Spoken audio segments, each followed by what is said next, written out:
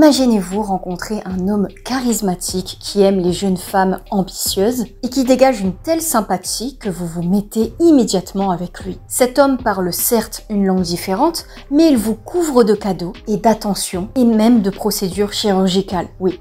Vous avez bien entendu. Mais peu sûr de lui et plus âgé, il devient de plus en plus jaloux. Il veut par exemple que vous l'appeliez à chaque moment en appel vidéo pour vérifier s'il n'y a pas un autre homme qui vous tourne autour. Mais ça, c'est parce qu'il est très amoureux. Pas vrai? Hey guys, j'espère que vous allez bien. Eh bien moi, ça va très bien.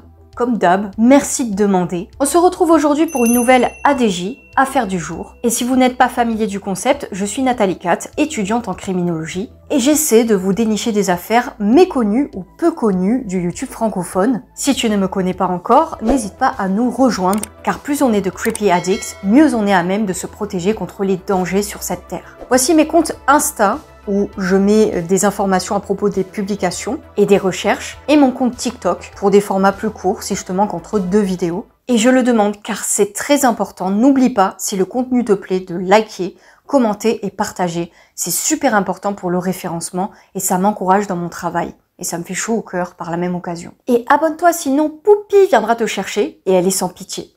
Mais pour l'heure, je te laisse avec le générique.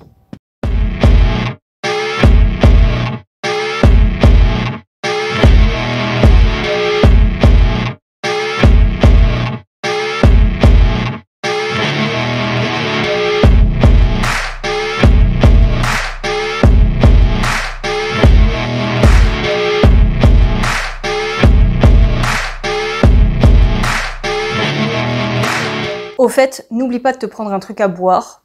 Dans mon cas, c'est du cappuccino au chocolat. Mais tu peux aussi prendre du soda ou du thé, ce que tu veux, parce que tu vas en avoir besoin. Valentina est née le 16 décembre 2001, c'est donc une Sagittaire pour ceux qui s'intéressent à l'astrologie. Son père est Giovanni et sa mère Laura Hidalgo. Son grand frère, quant à lui, se prénomme Daniel. Elle a grandi avec sa famille à Bogota, qui est l'immense capitale de la Colombie. Pays qui fait face à une forte augmentation de la criminalité, notamment dans les grands centres urbains tels que Bogota, Cali, Medellín, Bucaramanga, selon le ministère de l'Europe et des Affaires étrangères. De plus, récemment, les hippopotames de Pablo Escobar terrorisent les habitants en les agressant.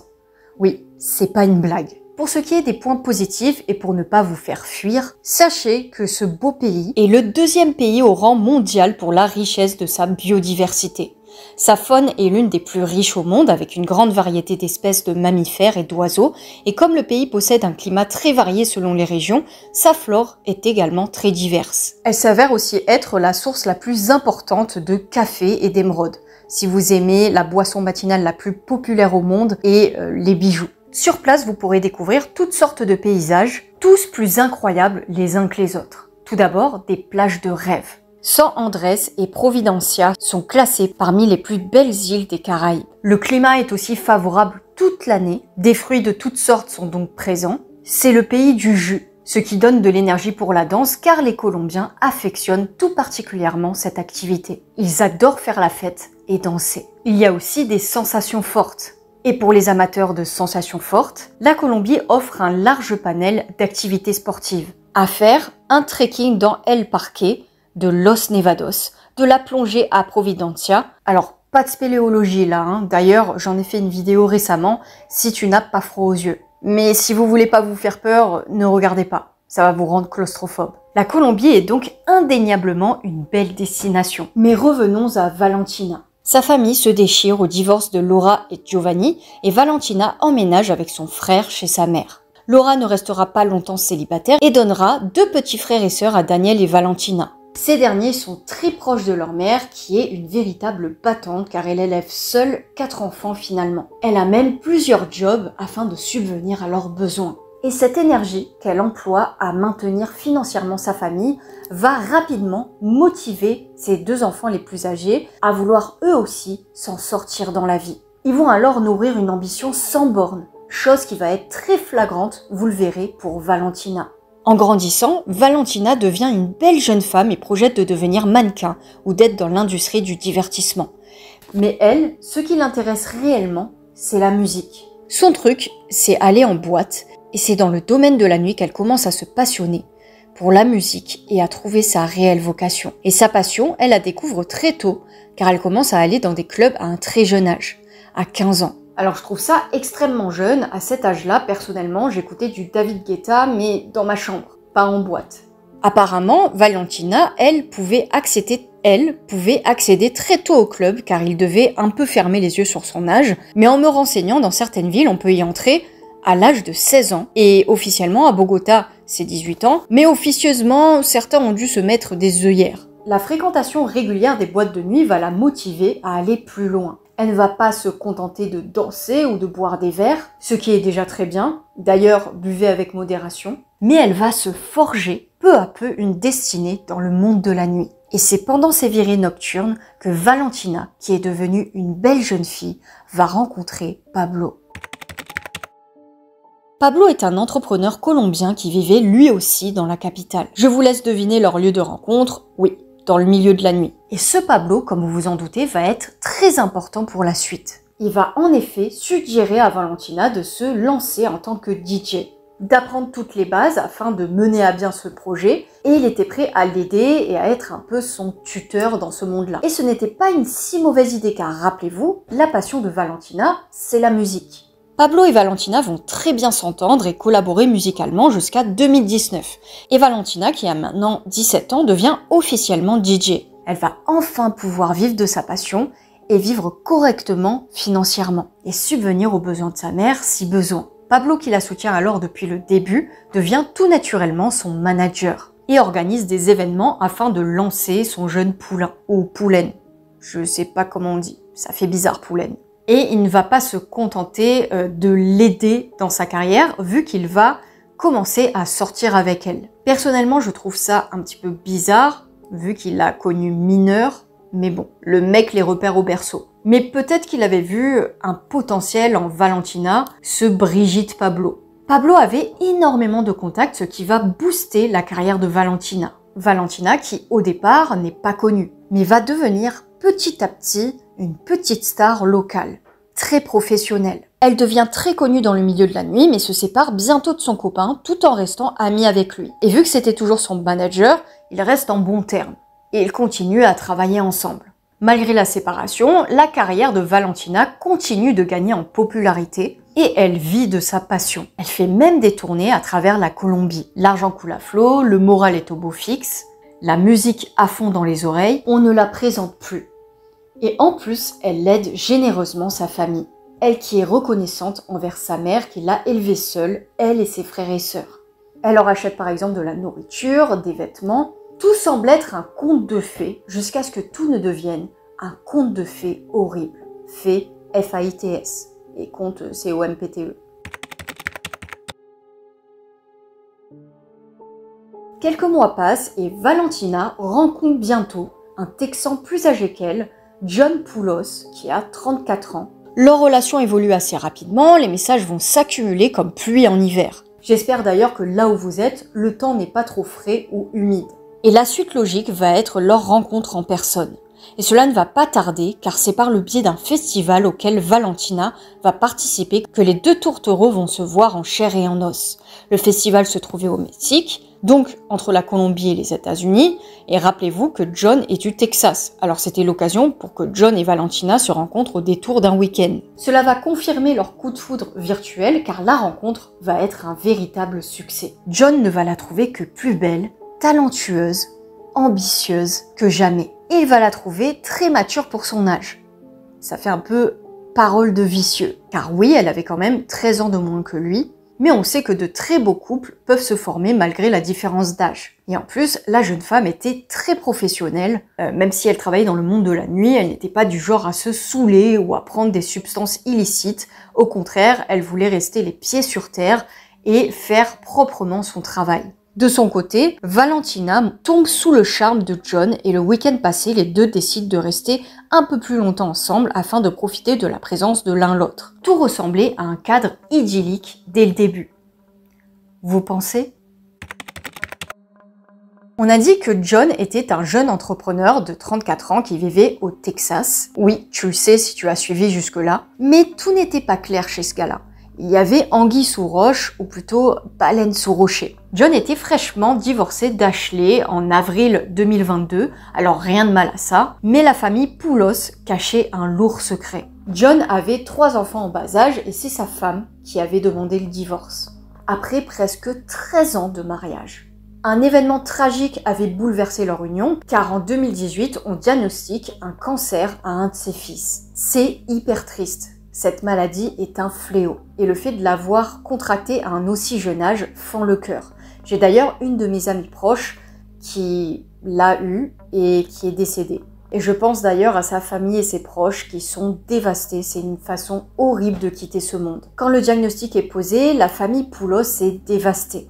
Et leur vie va s'en trouver bouleversée. John avait déjà un tempérament fort, mais pas dans le bon sens. Je rappelle qu'avoir de la personnalité ne signifie pas être constamment agressif ou sur la défensive. Et malheureusement, c'est ce que va faire subir John à sa famille. Car il semble que cette lourde épreuve n'a fait qu'exacerber ses mauvais traits de caractère. Et à long terme, cela n'a fait que précipiter son divorce. Mais après le divorce, les ennuis d'Ashley vont commencer. Car John récupère toutes leurs économies afin de les blanchir à l'étranger. Il a littéralement enlevé le pain de la bouche de ses enfants. Voilà le genre de mec avec qui Valentina sortait, sans même le savoir. John avait laissé non seulement sa famille sans le sou, mais il ne versait pas non plus de pension alimentaire. Pour ma part, c'est exactement ce que j'ai vécu. Et pour moi, les personnes qui n'assument pas leurs enfants et ou sont abusifs méritent juste la peine de mort. Car les conséquences sur la vie de leurs enfants peuvent être dramatiques. Il ne faut jamais minimiser un stress post-traumatique. Mais John continue sa petite vie comme si de rien n'était. Il poste même régulièrement sur internet à travers un compte Twitter qui est toujours disponible aujourd'hui. Si jamais vous avez envie de voir le compte du mec par curiosité, je le mets en description. Un de ses posts est hallucinant et devient d'ailleurs viral. Un utilisateur du nom de Morgan, un compte certifié, mais je pense que maintenant on peut acheter sa certification, donc ça veut plus rien dire, demande « Quel a été votre date, rencontre amoureuse, le plus fou ?» Et John, sous le pseudo de P-Train67, avait répondu « J'ai invité une femme colombienne en vacances sans la connaître et maintenant, on va se marier. » Évidemment, il va être liké, retweeté, cité plusieurs fois car oui, on peut le reconnaître, ça ressemble à une très belle histoire d'amour.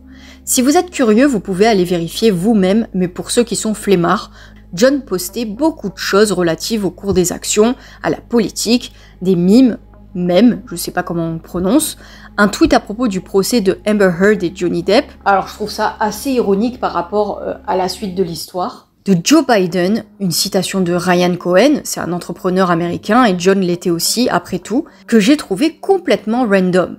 La vie est une boîte de préservatifs. Ok. Et à ce jour, son dernier tweet était un retweet d'un certain Toxic King, ou roi toxique, tiens, qui dit « My girl swears she not like these other bitches.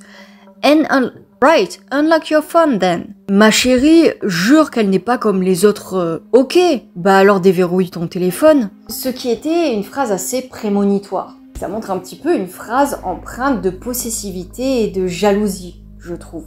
Il postait aussi des citations d'Andrew Tate. Alors si vous ne connaissez pas encore Andrew Tate, ou si vous en avez vaguement entendu parler, sachez que c'est un entrepreneur et investisseur, influenceur britanno-américain, qui a atteint le statut de milliardaire grâce à des investissements stratégiques dans les crypto-monnaies et à des entreprises entrepreneuriales réussies. Mais il est surtout connu pour sa participation à l'émission de télé-réalité Big Brother au Royaume-Uni en 2016, mais il est surtout connu pour ses propos masculinistes. Masculinisme, c'est le plus souvent défini comme un mouvement réactionnaire, misogyne et androcentré qui essentialise la différence homme-femme. Sa mise en examen pour trafic d'êtres humains est viole. Un chic type quoi, si ça se révèle vrai. Donc John, on part très mal. Tu idéalises des gens tels que Tate, qui tiennent des propos tels que « La plupart d'entre vous ne vivez pas vraiment, vous existez à peine.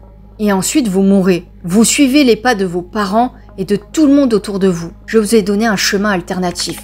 Vous avez une chance. » Mais à sa décharge, comme dirait Victor Ferry, dont j'adore la chaîne, les gens choisissent de vivre ce qui les font rêver et leur offrent la perspective à laquelle ils aspirent. Dire par exemple à quelqu'un « tu es voué à être malheureux » n'est pas très encourageant et ne fera pas avancer la personne. Par contre, si tu lui dis « tu as une chance de réussir », cela fait toute la différence. Voilà, je me faisais un petit peu l'avocat du diable et essayais de comprendre l'engouement autour de Tate, ce milliardaire qui a l'air quand même douteux. Et c'est assez ironique qu'il véhicule des messages sur la bourse et l'entrepreneuriat quand on sait qu'à côté, il a laissé sa famille sans le sou. À présent, il employait une grosse partie de ses économies à offrir des cadeaux à Valentina. Et quand ils étaient à distance, John lui envoyait énormément de messages à sa dulcinée. Vous l'aurez compris, ces deux-là n'arrivaient pas à se passer l'un de l'autre. Et ils faisaient souvent des voyages ensemble. Et il rencontre d'ailleurs toute la famille de Valentina lors d'un de ces voyages. Famille qui est ravie de cette nouvelle rencontre et du fait que Valentina ait trouvé chaussure à son pied. Dans notre cas, la chaussure est un petit peu bancale. Elle est délavée et couverte de boue, mais les proches de Valentina n'y voient que du feu. Même si John ne communique pas en espagnol, il parle en anglais. Ce qui est triste, c'est que la mère de Valentina va trouver John attachant, charmant, poli, fou de sa fille, mature, et elle pensait que justement cette différence d'âge avait du bon. Et qu'ainsi, John était un réel homme et non pas un petit garçon immature qui aurait fait souffrir sa fille. Rétrospectivement, c'est assez dramatique. Il soutenait d'ailleurs beaucoup Valentina dans sa carrière et payait également ses menus plaisirs, comme ce qui lui permettrait d'améliorer son apparence, la chirurgie.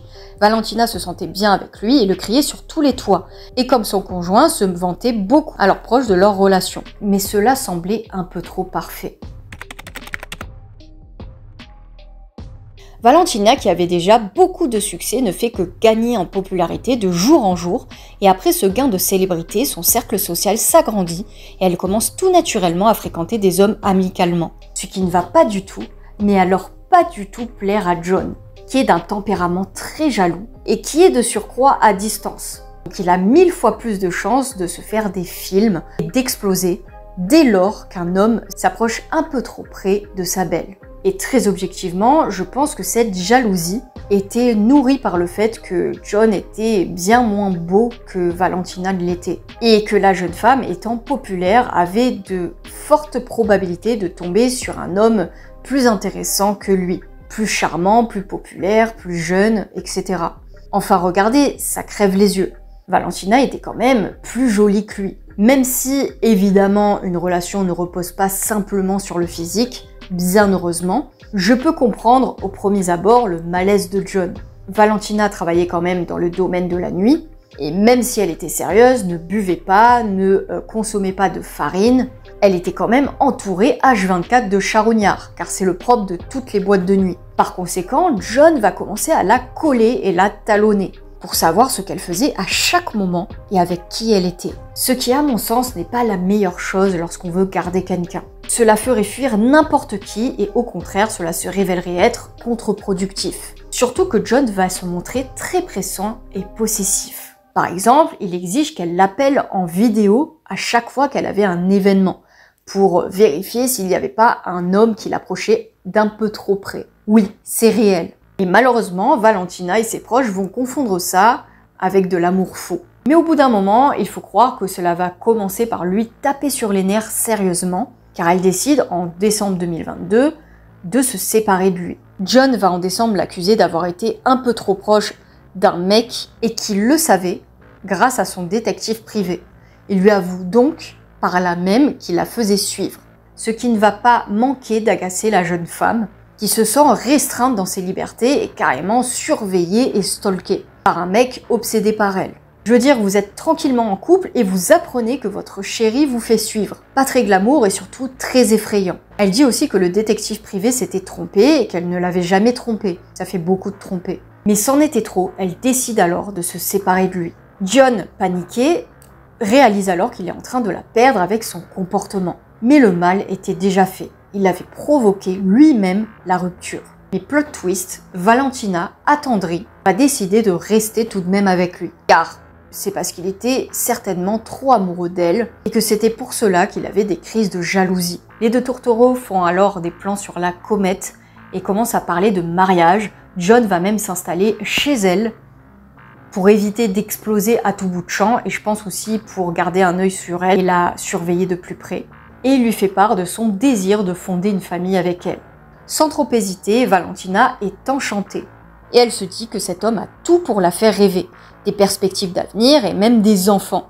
On pense alors à son tweet « What's your craziest date ?» qui est viral jusqu'à ce jour.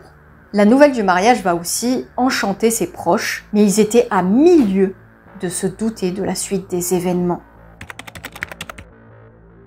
Le début de l'année 2023 marque un changement majeur dans la vie de Valentina et de John. John prend l'avion, loue depuis l'aéroport une Volkswagen et se rend chez Valentina et ses parents. Ils vont fêter leur retrouvailles autour d'un verre, en boîte, où sa dulcinée devait travailler. Tout semblait alors aller pour le mieux. Le lendemain, c'est rapide, Valentina commence à emménager ses affaires dans leur nouvel appart à deux et appelle sa mère pour lui montrer l'emménagement. Laura est plus qu'heureuse pour sa fille, après la galère financière dans laquelle elle vivait lorsqu'elle était petite, donc la savoir à l'aise financièrement, bien établie professionnellement et en bonne compagnie la rassénérait. Mais cela ne va pas la rassurer longtemps, car elle ignorait à ce moment-là que c'était la dernière fois qu'elle parlait à sa fille. Car le 23 janvier, Pablo Silva, l'ex de Valentina et son manager, appelle paniqué Laura. Il n'avait plus de nouvelles de Valentina, alors que ce n'était pas son genre de rester silencieuse. Surtout sur les réseaux sociaux, vu son métier. Elle avait d'ailleurs 16 000 followers sur Instagram, en star locale qu'elle était. Ce n'était pas la seule à avoir disparu, car John aussi s'était volatilisé. Les questions ne vont pas rester longtemps en suspens, car une valise bleue va bientôt être retrouvée par un SDF dans une benne à ordures. Une valise vraiment lourde qu'il a du mal à transporter. Encore plus étrange, elle semble comme scellée par du ruban adhésif noir, comme sur les photos. Il parvient alors à l'ouvrir et y voit un sac poubelle blanc. Il comprend instantanément que quelque chose ne va pas. Pourquoi prendre la peine, afin de jeter un sac poubelle, de le mettre dans une valise scellée? Pourquoi donc ne pas le jeter à même la benne? Quelque chose ne tournait pas rond et il ne tarde pas à découvrir ce quelque chose qui le marquera à vie. Car le sac était blanc et on pouvait y voir à travers des traces de sang. L'homme a alors un excellent réflexe, celui d'appeler les autorités afin de se disculper en premier lieu de tout soupçon. Après tout, il n'y était pour rien, il cherchait probablement de la nourriture ou quelque chose à vendre afin de se sustenter. Les autorités arrivent rapidement sur les lieux et découvrent avec horreur le corps sans vie de Valentina, jeté comme ça dans une benne à ordures. Qui pouvait bien avoir fait cette chose immonde? Et surtout, pourquoi? À côté du corps de Valentina se trouvait une boîte contenant sa carte d'identité et sa carte étudiante. Super pour l'identification, ce qui n'est pas anodin parce que normalement, le but d'un criminel est de retarder à tout prix l'identification d'un corps, pour ne pas que la police remonte à lui. Le crime semblait avoir été fait dans la précipitation, peut-être pour faire croire à une fuite de Valentina à ses proches. Peut-être que le coupable se disait que personne n'allait jamais retrouver le corps, et c'était sans compter, heureusement et malheureusement à la fois, la découverte du pauvre SDF qui devait être traumatisé. Le portable également a été retrouvé à côté du corps et témoignait de l'inquiétude de ses proches. Des douzaines d'appels sans réponse de son manager. La police le contacte donc et il leur fait part de son affolement. En effet, Valentina ne lui avait donné aucune nouvelle depuis plus de 24 heures, chose qui était impossible vu que Valentina était quelqu'un de toujours connecté. Selon le médecin légiste, Valentina a été étranglée à mort. En effet, l'autopsie a révélé des marques profondes de strangulation, des bleus sur son visage et marques de frottement sur les bras, des marques de violence jusque dans la bouche qui témoignent de la sauvagerie du meurtre. Pablo, son manager, est rapidement écarté de la liste des suspects et personnellement, je pense qu'il était toujours amoureux de la jeune femme et il se souciait réellement de son sort et se faisait un sang d'encre.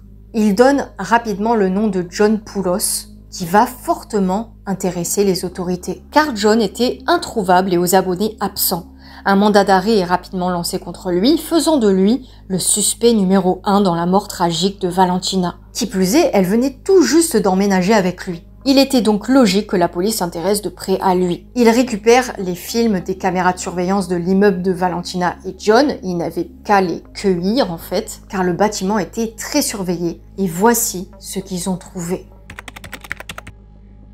Nous sommes le 20 janvier 2023. On voit d'abord John entrer dans l'appartement, sa valise bleue à côté de lui. Vous la reconnaissez?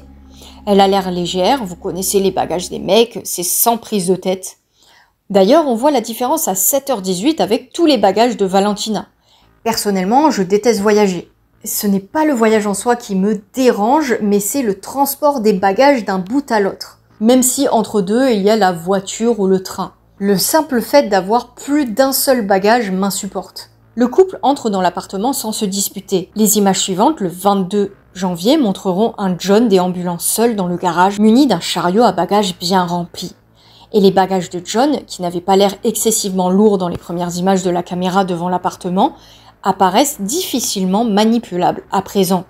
Et John a l'air de cacher la valise bleue derrière un linge ou une couverture. Tout ça apparaît comme un emménagement complet de Valentina, qui se solde par sa disparition, et un John qui sort seul de l'appartement avec tous ses bagages. Ont-ils eu une dispute qui aurait tout déclenché ? Pourtant, d'autres images de caméra surveillance témoignent de leur bonne entente le 21 janvier, donc veille du redéménagement de John avec une grosse valise.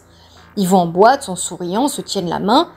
Que s'est-il passé une fois la porte d'entrée fermée ? Tout cela nous rappelle que les apparences peuvent être extrêmement trompeuses et qu'un couple apparemment heureux peut dissimuler pas mal de poussière sous le tapis. Une face beaucoup plus sombre. Au petit matin du 22, le couple revient chez lui et n'a pas l'air de s'entendre. Peut-être une énième crise de jalousie de John. Le drame a dû donc arriver entre les petites heures du matin du 22 janvier et le moment où John débarrasse l'appartement des lourds bagages. Et les autres caméras de surveillance le montrent en train de se débarrasser du bagage dans une benne à ordures de Bogota.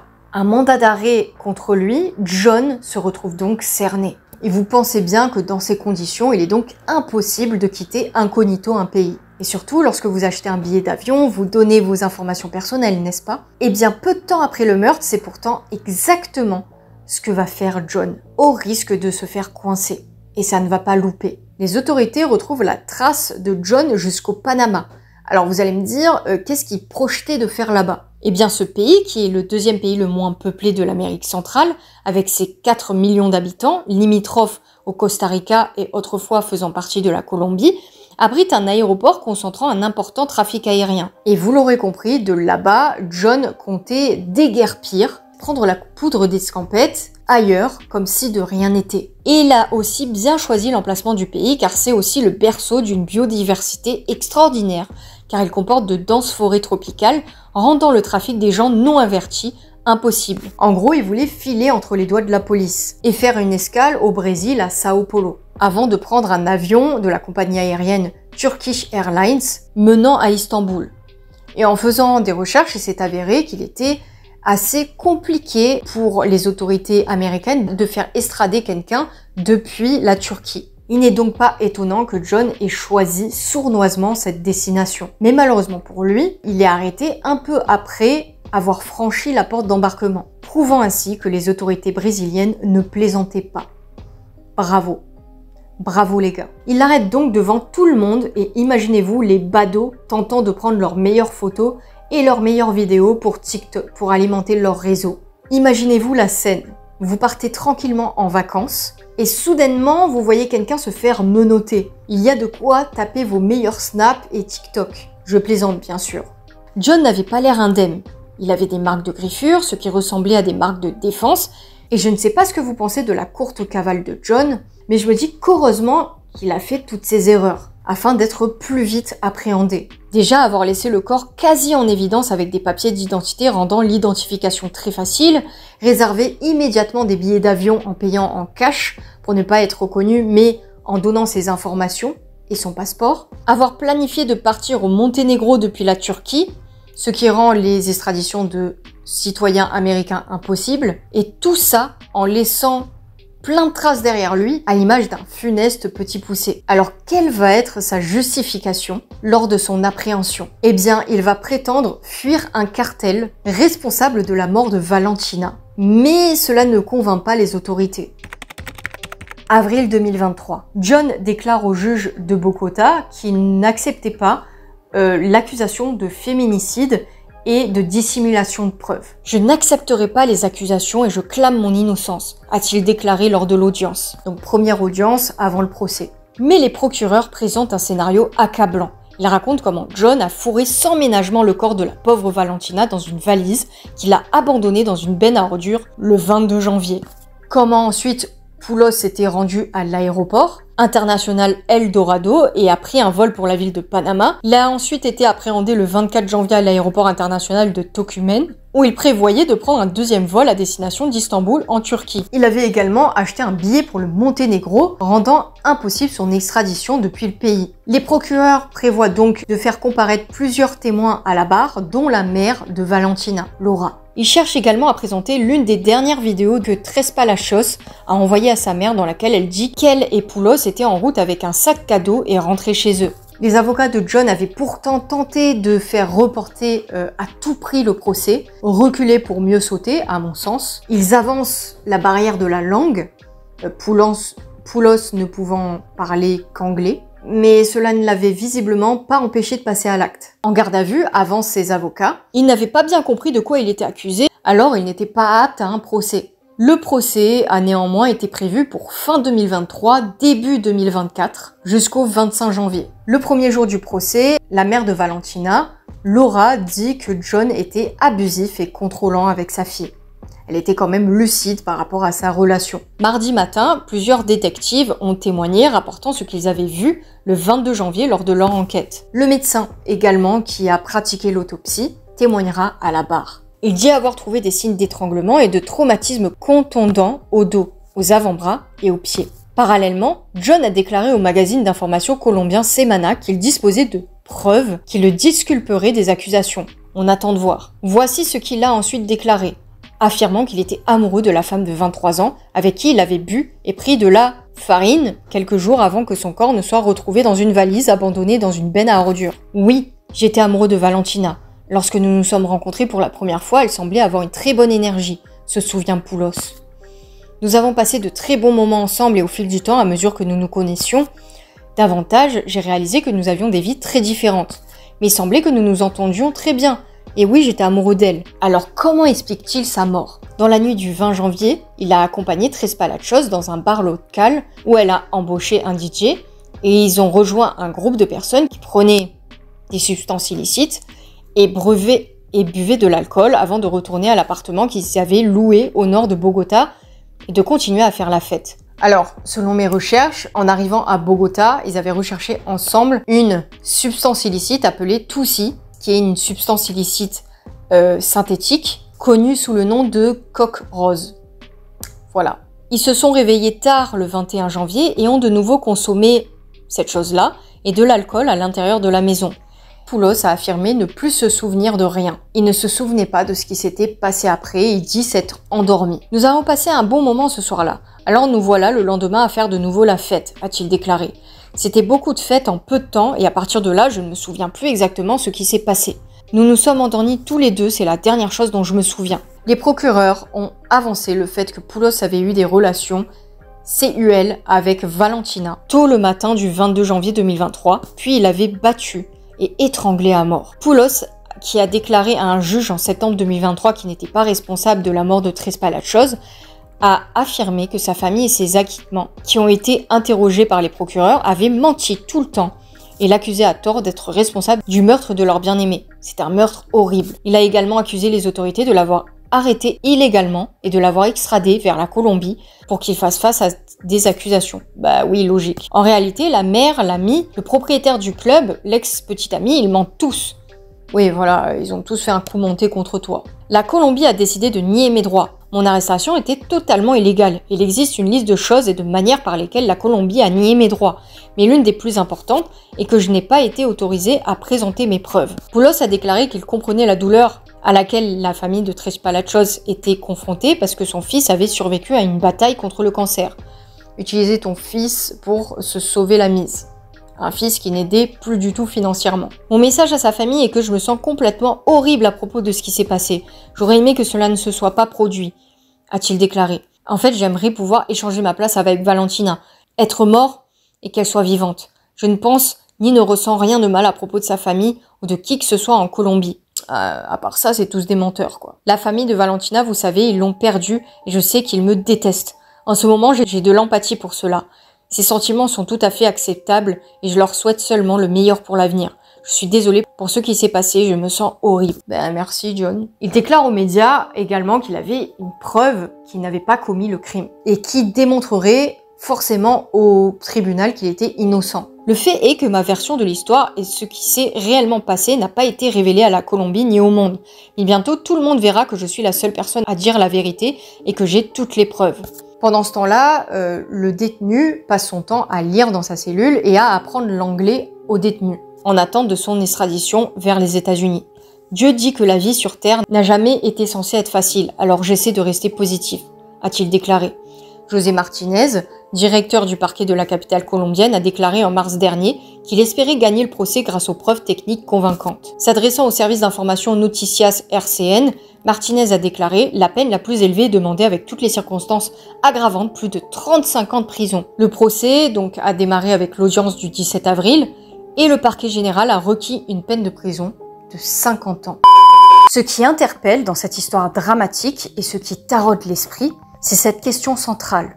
Pourquoi diable et comment Valentina a-t-elle pu accepter de rester avec un homme aussi contrôlant, possessif, qui l'a traqué? Vu de l'extérieur, on a l'impression, et juste l'impression, que c'était simple pour Valentina de sortir de cette emprise et que ce drame aurait pu être largement évité si Valentina avait quitté John au bon moment. Déjà, à partir du moment où le mec pétait des câbles si elle ne l'appelait pas H24 en vidéo et qu'il la faisait suivre par un détective privé, cela aurait dû largement lui mettre la puce à l'oreille et l'alarmer. Il existe pourtant une chose qui pourrait empêcher une personne de quitter une autre et de l'attacher au point que sa vie lui semblerait impossible sans l'être abusif. Et cette chose, c'est l'emprise psychologique. Selon le docteur Marie-France Irigoyen, psychiatre et psychothérapeute, l'emprise est une véritable prise de possession du psychisme de l'autre qui aboutit à l'aliénation de la victime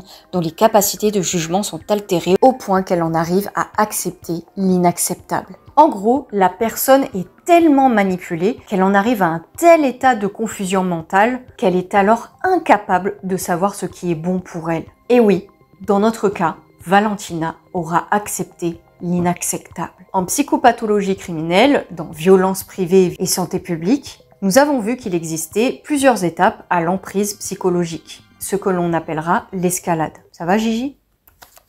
Viens. Tu veux participer à la vidéo? Viens.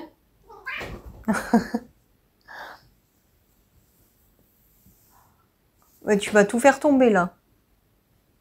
Ouh. Alors une diversité de comportements violents ou pattern, modèle en anglais, de comportement. Gigi, tu vas tout faire tomber. Qu'est-ce que tu fais? Oh, ça y est, il vient tout juste de faire caca. Un pattern de comportement. Eh non, non. Qu'est-ce que tu fais? Putain, il me l'a abîmé, ce con. Gigi!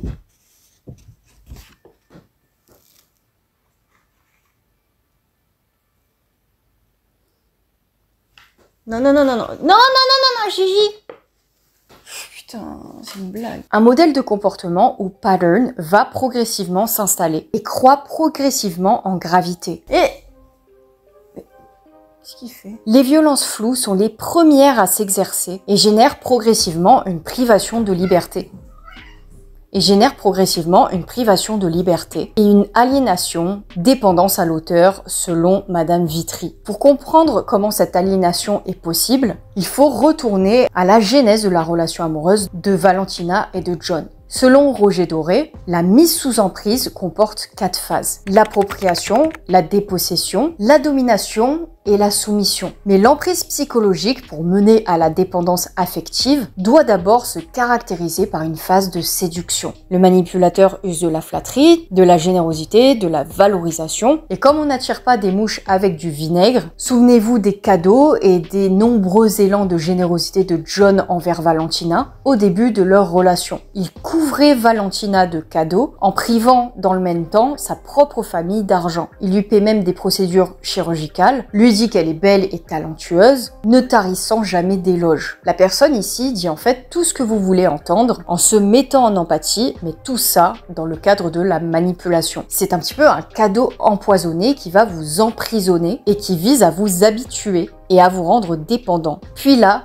la dépendance affective s'installe progressivement. Le manipulateur isole sa victime de ses relations sociales, dont sa famille, et on sait que Valentina ne voyait plus trop sa famille, se consacrant entièrement à John. D'ailleurs, la dernière fois qu'elle a vu sa mère, c'était en appel vidéo. John dénigre d'ailleurs dans les médias l'entourage de Valentina, qui n'était selon lui pas digne de confiance. Le but étant de priver sa victime d'un regard extérieur qui lui permettrait de s'en sortir. Autre étape, la perte de liberté. La victime est complètement dépendante de son bourreau et se sent incapable de vivre sans lui, ou elle, ou de prendre la moindre décision personnelle. Et ça, c'est ce qui l'a mené probablement à accepter les nombreux appels en visio avec lui, et même à accepter l'existence d'un détective privé qui l'avait suivi. Car John, toujours dans la séduction, à chaque fois que le point de rupture pointe son nez, enveloppe Valentina de belles paroles. Il voulait se marier avec elle, fonder une famille. Elle qui voulait le quitter, il l'a balayé par ses paroles d'un revers de la main, la bizarrerie de la relation. Ces crises de jalousie vont être tolérées, car selon Michel Vitry,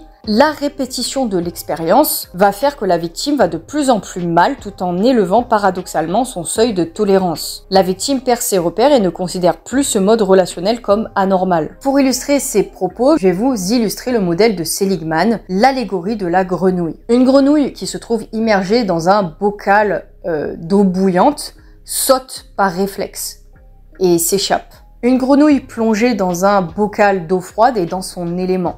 Elle va y rester. Mais une grenouille plongée dans un bocal d'eau froide sous lequel on allume un feu se sent bien au départ. Elle est dans son élément. Puis la température amène une tiédeur rendant les choses moins agréables, sans que pour autant l'on puisse en identifier l'origine. Enfin, l'eau continue à monter en température et rend la grenouille moins vive, voire fatiguée.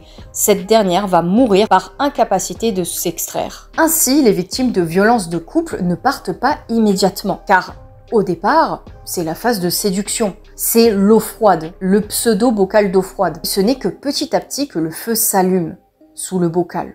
Et la victime est alors en état de totale confusion vu qu'elle ne voit pas l'origine du feu et ne sait même pas si ce n'est pas elle qui s'imagine le problème. Ainsi, les victimes ne partent pas immédiatement et nécessitent d'être mises en position de considérer ce qui s'est mis en place dans ce couple afin de lutter contre les distorsions cognitives installées. En effet, près de 50% des femmes ne se représentent pas le comportement du conjoint en termes de violence, selon l'AMI en 2009. C'est-à-dire que pour la victime, c'est inconcevable qu'elle soit victime. Elle ne se l'imagine même pas. Dans le climat maltraitant, comme la grenouille du modèle Seligman, la victime cuit à petit feu. Contrairement à ce que l'on pourrait penser, même la violence grave n'est plus à même de la faire partir, puisque le bain dans lequel elle se trouve l'a extrêmement diminuée, voire cuite. Presque cuite. Et oui, elle cuit à petit feu, et c'est un petit peu à l'image d'une relation toxique qui enlève toute l'énergie, qui pompe l'énergie, qui vampirise la victime. On rappelle que ce genre de manipulation peut intervenir bien sûr au sein d'un couple, mais également dans le milieu professionnel, amical, familial, religieux, donc faites attention à vous. Mais si l'emprise a une telle prise, c'est pour plusieurs raisons. La plus évidente est, je pense, l'âge de John.